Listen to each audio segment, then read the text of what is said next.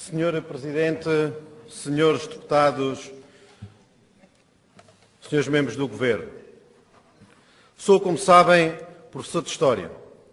Tenho, por isso, a obrigação de conhecer e de transmitir aos meus alunos a evolução das condições de trabalho ao longo da história. Nessa medida, sei o que custou a milhões de trabalhadores ao longo de muitas gerações a conquista dos direitos laborais de que hoje usufruem. Li muitas descrições a esse respeito. Apesar disso, não me atrevo a relatar e a adjetivar os sacrifícios que tantos passaram em nome da sua geração e das seguintes. Desde a jornada das 14 horas diárias em cada um dos 7 dias da semana do início da Revolução Industrial, até às atuais 7 horas diárias cumpridas pela função pública, os trabalhadores percorreram um longo e árduo caminho. Esse foi o caminho da justiça social, do progresso, da criação de emprego, da dignificação do homem e do progresso civilizacional. Meus senhores, não é possível deixar que, em nome de uma crise económica, em nada diferente de tantas outras que têm enciclicamente assolado as economias europeias ao longo dos últimos 200 anos, que os direitos laborais tão arduamente conquistados sofram um tão grave retrocesso.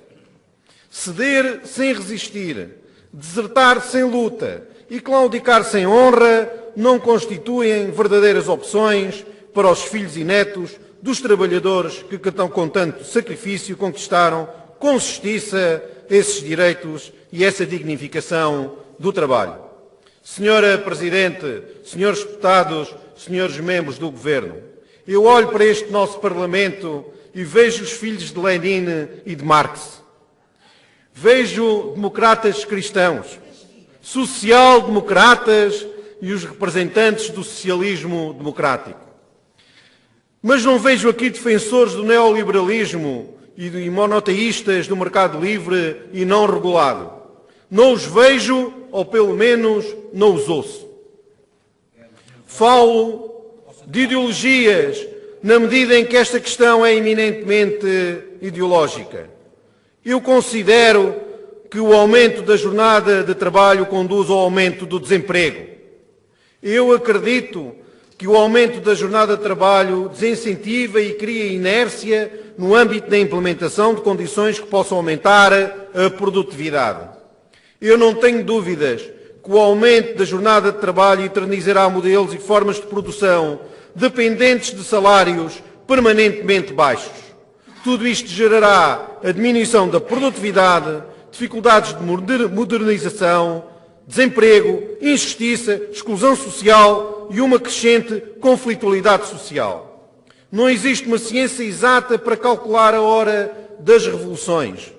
Todos os contemporâneos desses acontecimentos, as revoluções francesa ou russa, por exemplo, sabiam, no entanto, que o ponto de saturação estava próximo, que as massas populares e os trabalhadores tinham chegado ao ponto de nada terem a perder e de já tudo terem perdido. Penso que não andaremos muito longe desse estado de espírito coletivo. A hora da história pode chegar a qualquer momento. Basta que um qualquer acontecimento fortuito acenda o inevitável rastilho do destino. É neste estado em que estamos. Nestas circunstâncias, a nossa autonomia tem de ser um lugar de abrigo para todos, em especial dos trabalhadores.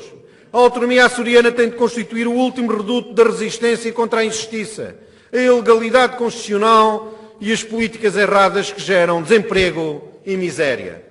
Este é, meus senhores, o momento em que a autonomia tem de dizer presente. A legitimidade de qualquer regime político conquista-se na adversidade.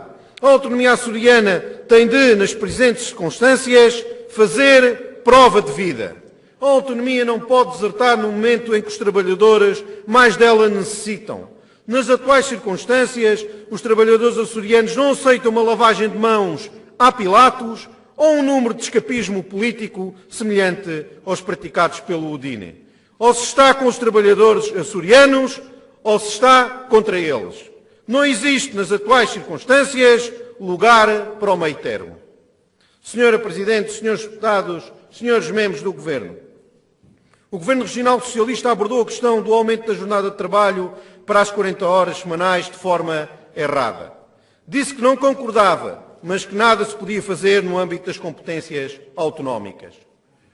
Dizer que não se concorda está em qualquer manual de política partidária e aprende-se logo nas jotas.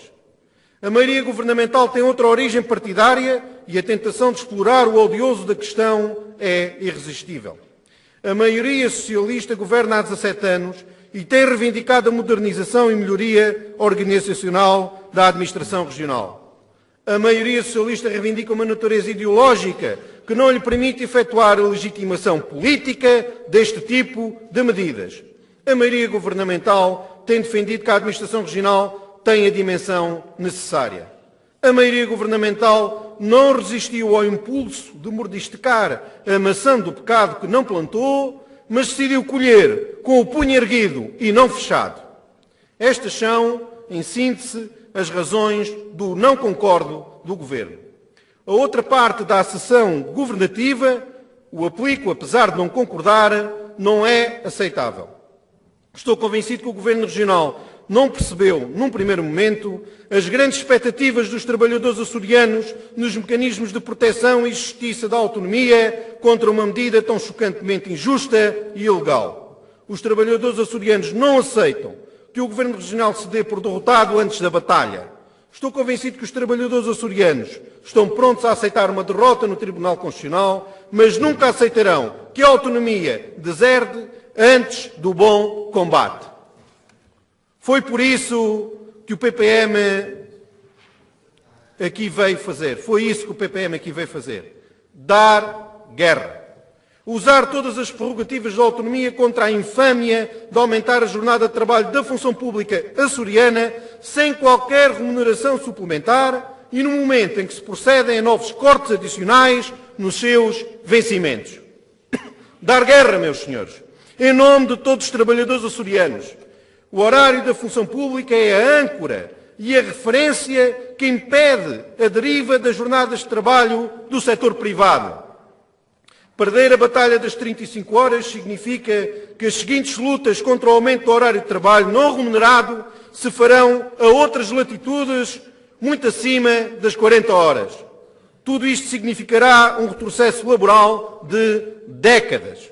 Por isso é que é tão importante. Finalmente, estou em crer que os restantes trabalhadores portugueses olharão para esta luta com esperança. Saber que a referência civilizacional das 35 horas resiste no meio do Atlântico é a melhor garantia que um dia também eles serão resgatados. Resistiremos também por eles.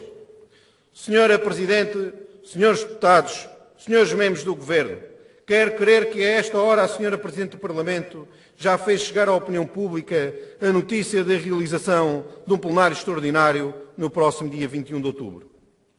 Esse plenário, convocado por todas as forças parlamentares açorianas, destina-se a aprovar legislação regional que fixe em 35 horas o horário de trabalho na função pública açoriana. Trata-se de uma grande vitória dos trabalhadores açorianos. Foi a vossa determinação que permitiu esta vitória extraordinária. Ganhou também a autonomia açoriana. A nossa legitimidade é fazer o que é justo e estar ombro com ombro ao lado dos trabalhadores açorianos. Viva os Açores!